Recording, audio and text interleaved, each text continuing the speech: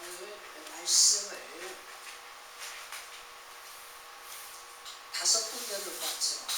말씀 5군데가 출애굽기 18장 19절로 25절, 출애굽기 25장 1, 2절, 갈라디아 5장 22절로 26절, 사사기 7장 4절로 8절 말씀, 마가복음 16장 1절로 11절까지 하고 그 다음에 16절부터 18절까지입니다.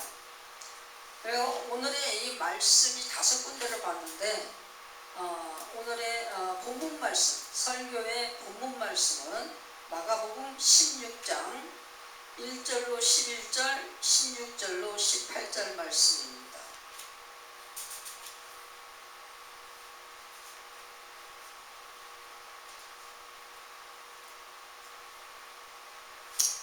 이 말씀을 가지고서 오늘 은혜받을 말씀의 제목은 믿음의 열매라고 하는 제목입니다. 우리 마가복음 16장 말씀은 사복음서, 마태복음, 마가복음, 누가복음, 요한복음 이렇게 4군데가 복음서죠. 사복음서죠. 이 사복음서의 마지막 장 부분이 예수 그리스도께서 십자가의 그 모든 사역을 이루시고 안식하신 후 주일날 새벽에 부활하셔서 그 천국의 완성을 이루시고 하는 그 모습을 다루는 장면입니다. 우리 마가복음 16장에 우리가 본문을 읽었지만 여기를 보면 뭡니까? 공통적인 특징이 뭐예요? 우리 온 인류는 예수 그리스도 메시아 구속주가 오셔서 엄청난 사역을 이루시고 공생애를 하시고 모든 것을 그렇게 가르쳐 주셔도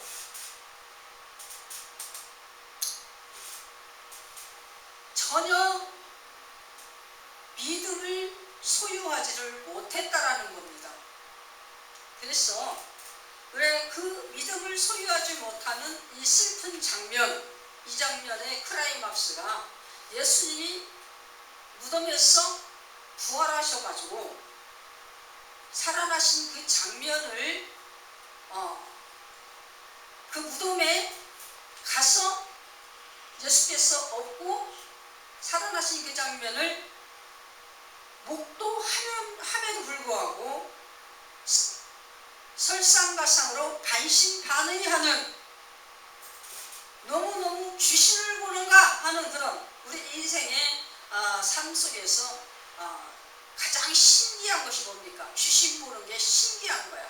가끔가다 한 번씩 이 사람 저 사람들이 내가 어떻게 밤중에 깜깜할 때 뭐 가다 본 게 뭐 머리 이렇게 푸른 막 머리를 풀는 뭐 하얀 소복 입은 뭐 거기가 간에서 나와가지고 뭐 이런 얘기를 하고 밤새 뭐하고 뭐 씨름을 했고 막 싸움을 했는데 일어나서 집에 와갔는데 나가서 나중에 보니까 거기에 빗자루가 있더라. 그게 뭡니까? 공통적으로 도깨비하고 싸워서 내가 이겼다. 귀신을 봤는데 내가 살았다. 이겁니다. 결국 자기 승리, 자기 자랑이죠. 할 수 없는 일을 해냈다라는 거예요. 절대 살 수 없는데 내가 살았다. 이길 수 없는데 내가 이겼다. 이것을 계속하면서 하는 그런 것들을, 주장들을 가끔가다 하는 분들이 있는데 그것이 신화가 되고 전설이 되는 겁니다. 우리 어렸을 그 얘기를 많이 들었어요. 그랬는데 그렇게 신기한 것을 자기가 체험을 못했어도 이것을 들으면 정말 그랬어? 정말 귀신이 있어? 정말 도깨비가 있구나 믿는 거야. 믿어요. 반신반의하면서 믿습니다. 그런데도 우리가 우리의 구세주, 우리의 죄를 용서해 줄 메시아, 그 예수가 오셔서 사람으로 오셔서 그 엄청난 그 자기 계시를 이루시고 같이 먹고 마시면서 같이 울면서 죽은 자를 살리면서 이러면서 자기를 보여주고 가신 그 예수를 제자라고 따라다니면서도 그 예수가 하신 그동안의 모든 행적과 모든 말과 이런 것을 믿은 것 같았는데 하나도 안 믿었다는 거예요. 그것이 굉장히 놀라운 아주 신비스러운 일입니다. 우리 잘 생각해 보세요. 막달라 마리아 같은 경우에 뭐예요?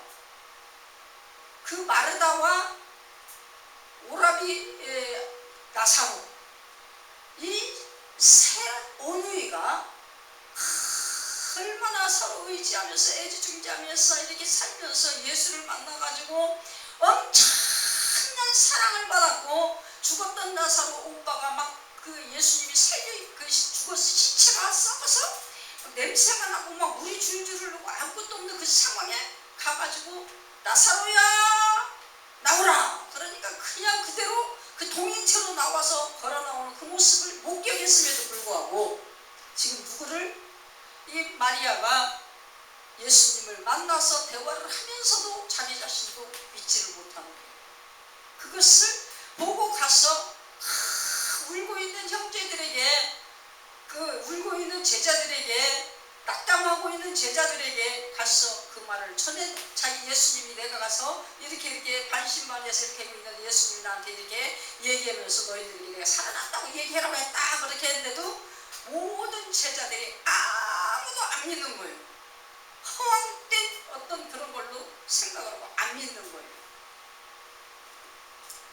그 어떻게 그런 와중에 우리가 예수 그리스도 구세주로 믿고 하나님 나라가 지금까지 이렇게 엄청난 부흥을 이루면서 하나님의 그 복음이 땅끝까지 전파가 되었을까? 오늘은 그 부분이 그렇습니다. 우리 인간의 머리로는요, 눈으로 별걸 다 보고 또 보고 또 보고 해도 믿을 수가 없어요. 손으로 쥐어줘도 못 믿어. 하나님 나라 일을 믿을 수가 없어요. 근데 우리 예수님이 가시면서 그냥 내가 너희에게 이렇게 했으니까, 내가 너희 메시아로 와서 이렇게 살았으니까 너희가 나를 보고 이거 믿어라 이러고 가신 게 아니잖아요. 믿어라만 하고 가신 게 아니라 뭐해서 내가 떠날 터인데 내가 가고 나면 누가 오시겠다? 보혜사 성령을 내가 너희에게 보내리니 성령의 은혜가 아니면 아무도 믿을 자가 없다. 육신의 지식으로는 하나님의 지혜를 만날 수가 없다는 것입니다. 하나님이신 성령, 그분이 모든 능력을 보유하셔서 그 말씀이 능력으로 생명되게 하시는 그분이 성령이에요.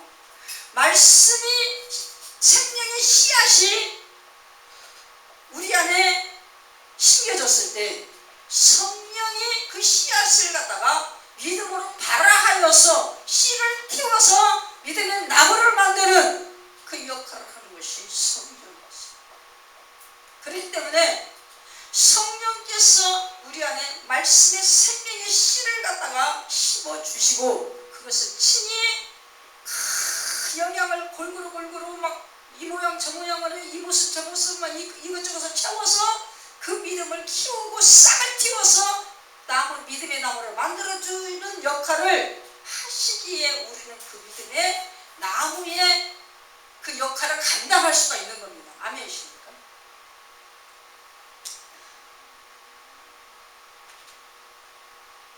믿음은 어떤 걸 믿어야 된다고 그랬어요?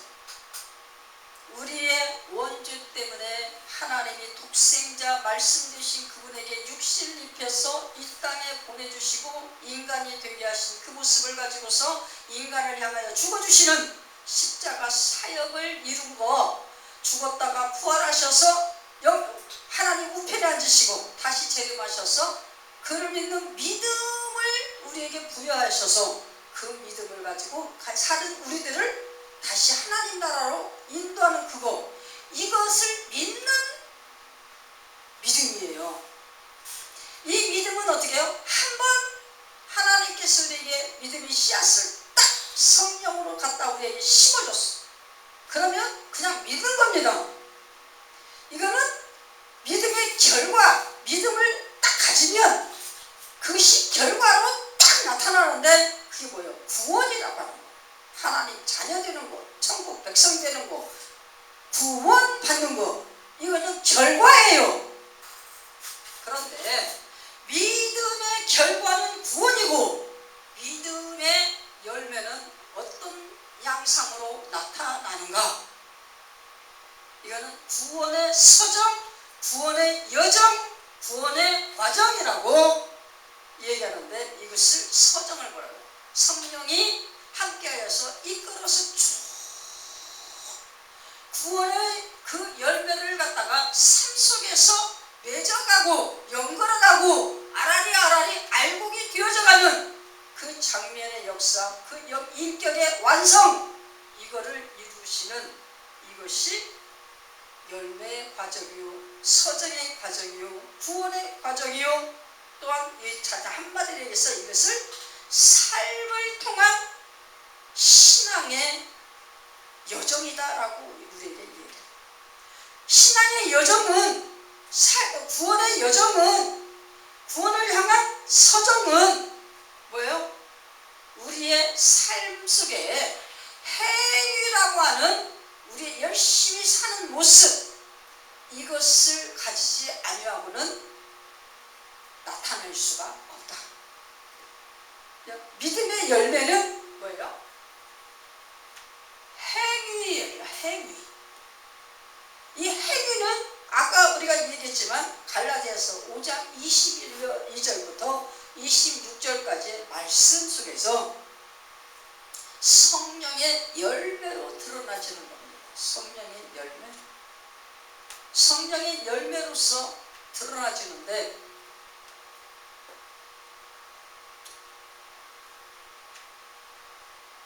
몇 가지 열매예요? 성령의 9가지 열매. 그리고 또 하나님께서 주신 우리에게 성령으로 말미암아 이 땅에서 천국의 일을 하도록 하시는 달란트, 사명, 소위 얘기하는 교회의 봉사라고 하는 거죠. 봉사. 교회의 직임, 사명, 복음 전파까지. 이것이 아우러져서 뭐예요? 믿음의 열매라고 얘기하는 우리 신앙 여정 속의 행위라고 우리에게 얘기할 수 있는 것이다. 이 행위의 과정이 신앙을 통한 행위의 과정이 모든 사람들에게 창세기부터 요한계시록까지 하나님으로부터 부름받아서 소명이 되어서 그분 안에 그 독생자로 말미암아 구원 얻은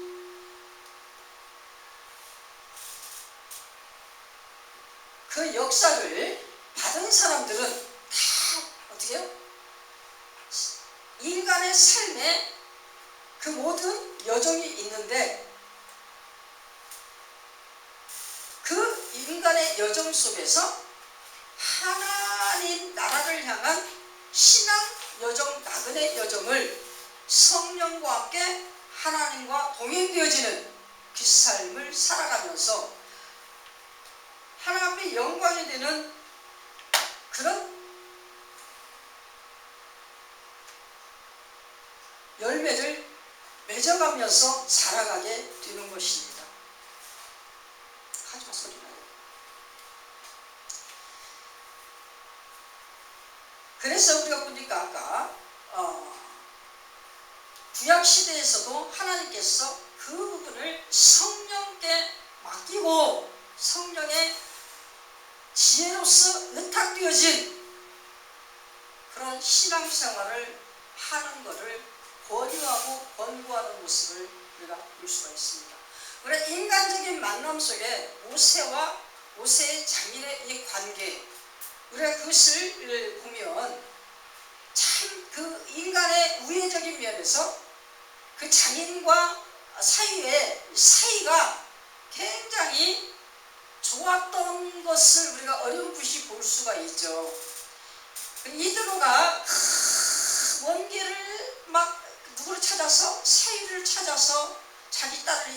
해주기 위하여 열심히 찾아와가지고 막 사위와 반가운 그런 만남을 하고서 그 사위가 하나님의 사역을 하는 것을 그 백성들과 같이 앉아서 다 보고 듣고 겪고 그러고 있는 거예요.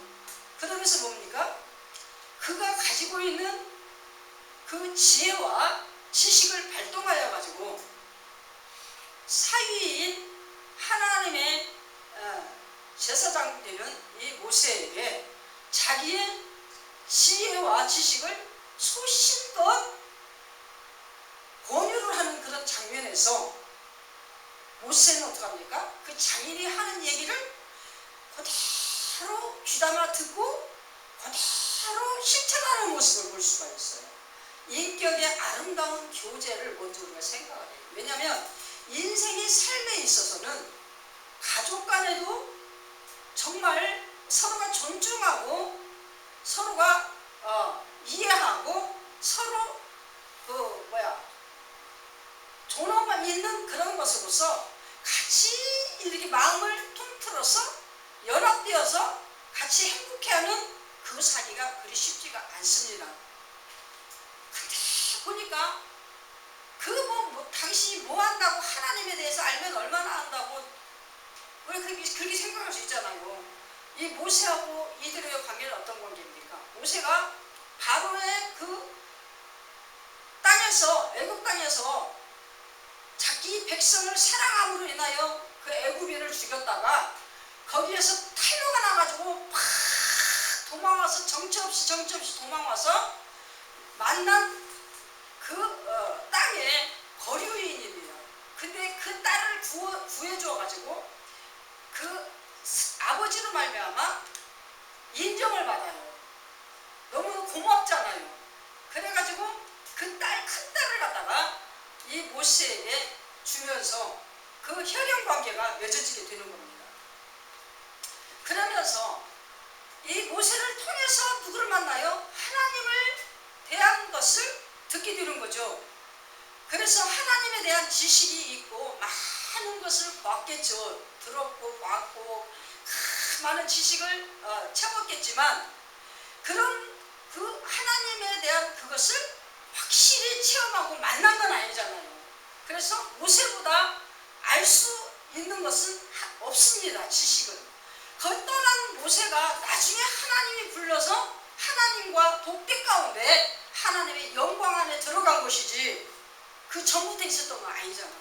그렇기 때문에 무시를 하려면 한없이 무시할 수 있었고 같이 화합이 안 되려면 한없이 화합이 안 될 수가 있는 그런 장면이 엄청난 그런 것이 있었음에도 불구하고 이 모세와 이대로의 이 관계가 너무나 턱이 없었다라는 거, 문턱이 없었다라는 거, 이거는 대단한 그런 우애입니다.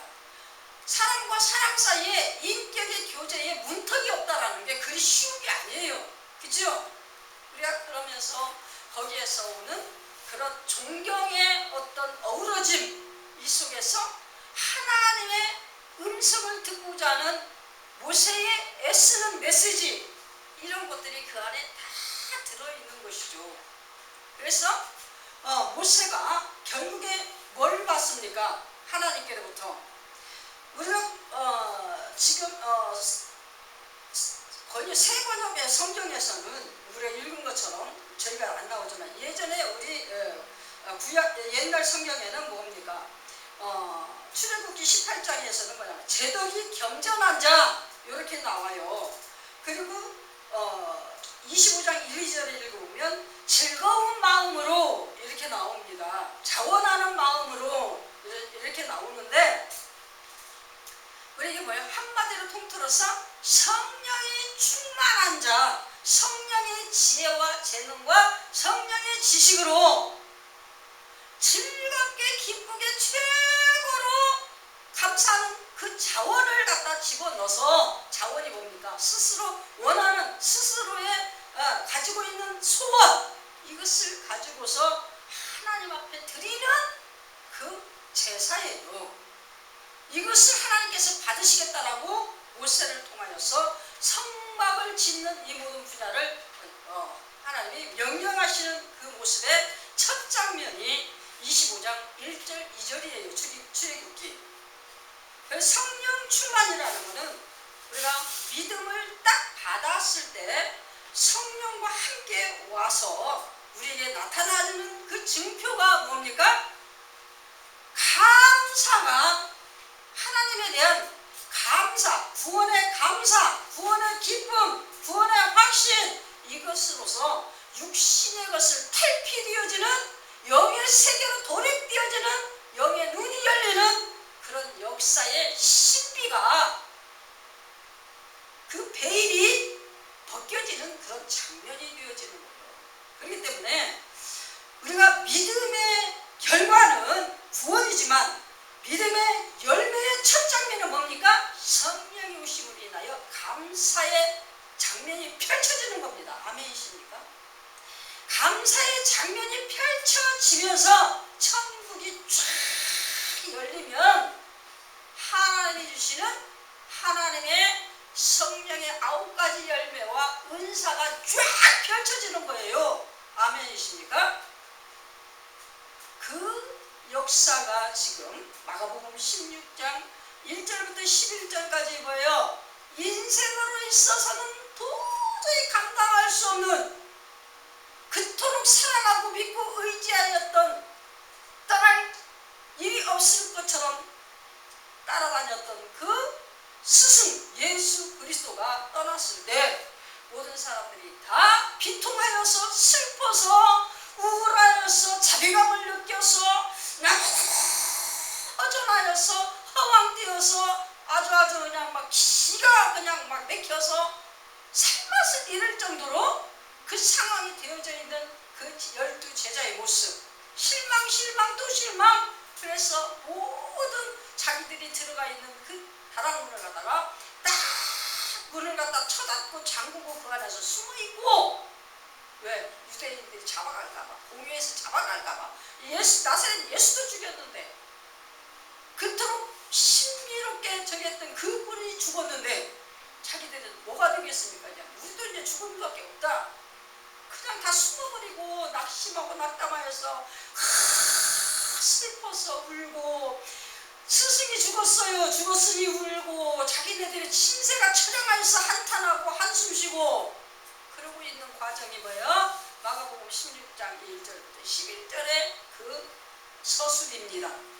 이랬을 때 예수님께서, 우리가 복음서 4복음서 쭉 부분을 보면 예수님이 그 한탄하는 그 제자들의 그 방으로 들어가서 뭡니까? 성령을 받으라. 그러면서 안 믿지 말고 믿어라. 한마디로 얘기했어. 너희들 지금까지 뭐 했느냐? 안 믿지 말고 믿어라. 불신앙에 있지 말고 믿음을 가지라.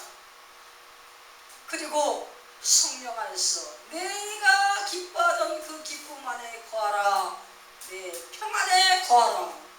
라고 하시면서 예수님이 뭡니까? 당부하신 것이 성부와 성자와 성령의 이름으로 백성들 각 민족들을 찾아가서 어떻게 하라? 세례를 주고, 이 세례는 뭡니까? 성령 세례, 믿음 세례, 이것을 받을 수 있도록 그들에게 권유하고, 이 뜻이에요.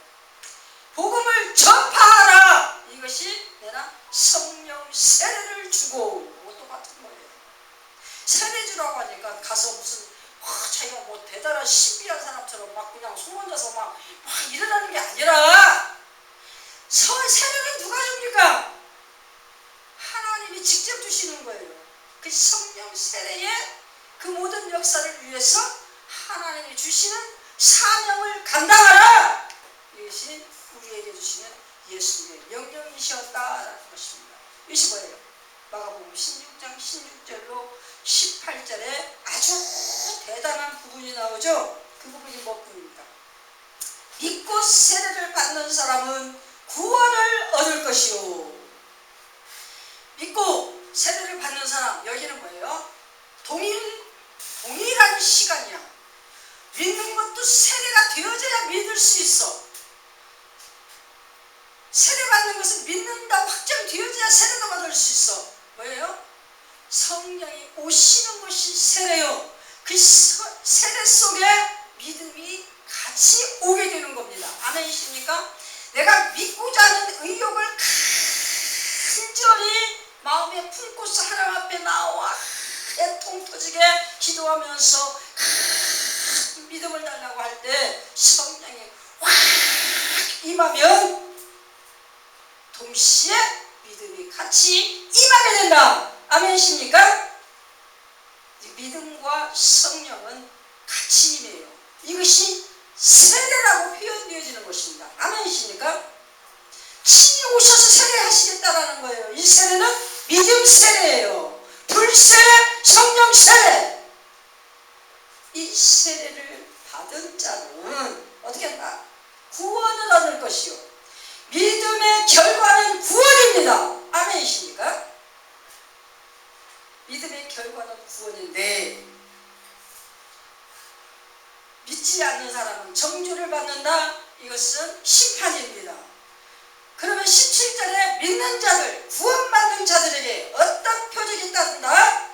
내 이름으로 귀신을 쫓아내며 새 방언을 말하며 병을 집어 올리며 무슨 독을 마실지라도 해를 받지 아니하며 병든 사람에게 손을 얹은 즉 나으리라. 이건 뭐예요? 육적인 얘기를 하는 게 아니에요. 우리 안에 영의 세계의 시야를 성령께서 오셔서 활짝 여시면 하나님이 내게 임했는데 죄로에 가득 찬 그 죄의 영이 내 안에 있을 수 있을까? 없어요. 떠날 수밖에 없습니다. 귀신 저절로 쫓겨가요. 병도 그 악한 영의 죄로 말미암아 들어온 병들은 다 떠나갑니다. 그리고 어떻게 해요? 새 방은 뭐예요? 새 방은 하나님 나라 언어. 우리 성령의 역사 가운데 방언이 있죠. 말씀 깨달음에 예언의 은사가 있고 방언의 은사가 있습니다. 봉사의 은사가 있습니다. 그런데 예언의 은사는 말씀을 깨달아서 말씀을 전하는 거예요. 방언은 뭡니까? 그거는 기도예요. 기도할 수 있는 능력을 주시기 위하여 하나님께서 하나님 나라 언어로 계속 뭔 무슨 포라고 그래 그거 보고 막 포를 막 쏘아대듯이 막 그냥 막 계속적으로 쏘아대는 기관총의 따발총처럼 막 그냥 막 쏟아져내는 그런 것처럼 계속 내 안에서 성령이 하나님 앞에 새 하나님 나라 언어로 가장 따발총처럼 쏘아서 하나님 앞에 올리는 이것이 새 방언이에요. 새 방언. 이것을 왜 줍니까? 하나님과 같이 대화하기 위하여, 대화의 친밀성을 위하여, 대화의 영속성을 위하여, 대화의 연속성을 위하여 하나님과 대화하면서 피곤하지 않도록 하기 위하여서 방언을 주시는 겁니다. 아멘이십니까? 그러므로 인해서 하나님 나라에 유익을 끼치는 거예요. 하나님 나라 세우는 역사를 하는 거예요. 피곤하지 않고 밤새도록 기도하여도 이틀 3일을 기도하여도 금식하면서 기도하여도 어디서 나오는지 모르겠지만 새로운 힘이 막 쏟아져 올라와. 그래가지고 계속 기도를 하는 거예요. 그게 뭐예요? 하나님이 주시는 방언의 은사가 하나님 나라 언어로 그냥 썰라썰라하게 나게 되면 나는 끝이고 싶어도 끝일 수가 없어. 하나님이 받으실 때까지 막 계속 하는 거예요. 그만 됐다라고 할 때까지 계속 하게 돼요. 그거는 1시간도 될 수 있고 2시간도 될 수 있고 10시간도 될 수 있고 하루도 될 수 있고 이틀도 될 수 있고 3일도 될 수 있어요. 그 하나님 마음이야. 아멘이십니까? 왜 이거예요? 하나님께서 하나님의 나라 복음 전파를 위하여 온 땅 사마리아 땅끝까지 하나님 나라 완성을 위하여 자신이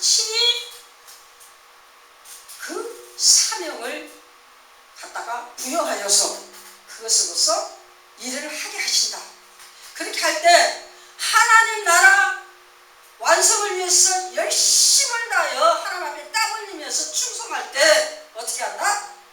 뱀을 집어 올리며 독을 마실지라도 이 세상 살아가면서 하나님 사람 살아가는데 물을 먹을 때 음식을 먹을 때 배탈도 나고 설사도 나고 어떻게 하면 체질이 안 맞아가지고 그냥 이런 일도 저런 일도 아토피도 생기고 그냥 막 두드러기도 나고 막 이런 일들이 생기잖아요.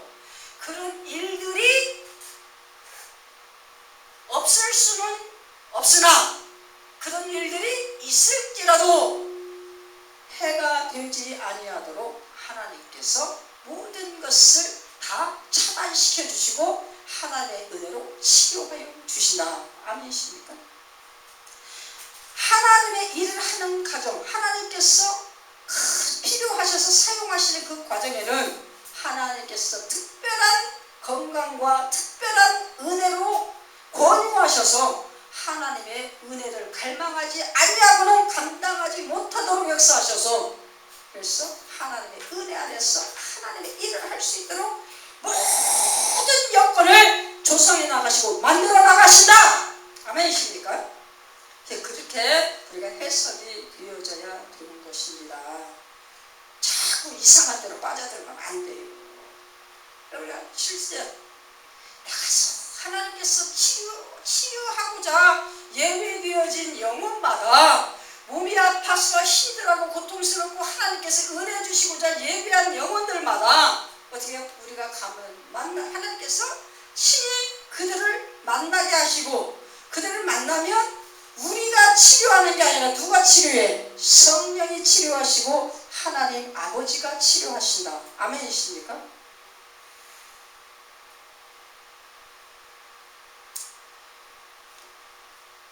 그래서 우리는 가서 담대하게 손을 얻는 거요. 나서도 하나님이 하셨고 안 나서도 하나님이 하셨다. 아멘이십니까? 내가 이게 손 얹어서 기도했는데 안 났으면 아유 저 목사 거짓말쟁이인가봐. 저 목사 나이놈인가봐. 이럴까봐 가슴 두근거리고 그래서 그걸 못해. 그건 사람이 하는 거예요. 정말 하나님이 하라고 하셨다. 그러면 우리는 내 안에서 아무 생각이 없어요. 그냥 감동 따라 그냥 나도 모르게 그냥 해지게 되는 겁니다. 우리가 어떤 일을 있든지 하나님께서 그 현장에서 하시고자 원하는 것을 하시려고 할 때 우리는 그분의 감동에 내 자신을 내어 맡기면서 나아갈 때 우리는 그분과 함께 하늘나라의 이적과 기적의 모든 역사를 드러내고 하나님 앞에 영광 돌리는 그런 삶을 살게 되어지는 것이다.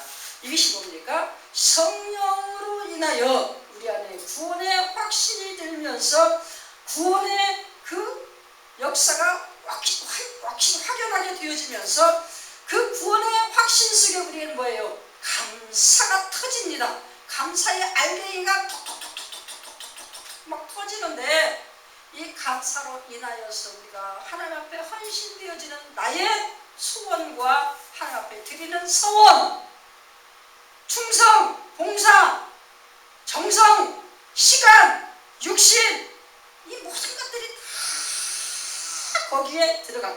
이것이 뭡니까?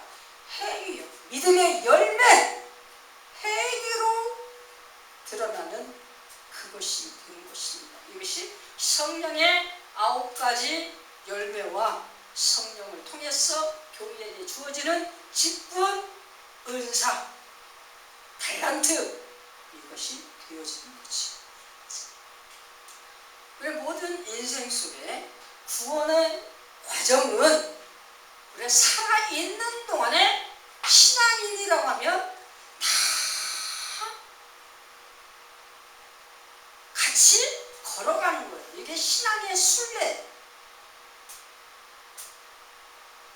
가나안 순례, 신앙 여정, 신앙의 서정이라고 이렇게 이렇게 표현되어지는 그런 거죠. 왜 예수님께서 그 제자들과 함께 성전에 예배하고 나오면서 그 대화하는 그 장면이 여러 장면이 있는데 어떤 장면이 나옵니까? 한 장면에 무화과 나무로 봤어. 무화과 나무가 한 이렇게 지나가다가 무화과 나무가 있는데 이 무화과 나무가 잎이 무성하더라는 거죠. 그죠? 그래서 예수님이 거기 가서 혹시나 뭐 먹을 거 있나 가서 열매를 따려고 가서 보니까 열매가 하나도 없었다. 열매가 하나도 없는 것이 당연하다. 왜? 무화과는 열매를 맺혀서 꽃이 피고 열매를 맺혀서 그 열매를 다 따먹고 난 다음에 잎이 피는 것이 무화과예요. 근데 그걸 알면서 예수님이 그걸 왜 저주를 하면서 메마르라고 했을까? 그거는 이 무화과 나무는 우리 성도를 비유하는 겁니다. 예수님이 그냥 보여주시는 거예요. 아무리 푸르른 그런 막 겉으로 볼 때 거칠의 의식이 대단해도 실제 열매가 없으면 아무 소용이 없다는 것을 예수님께서 얘기하시는 거죠. 이것이 뭡니까? 모든 신앙나무, 우리 인생들은, 성도들은, 하나님의 나라들은 어떻게 해요?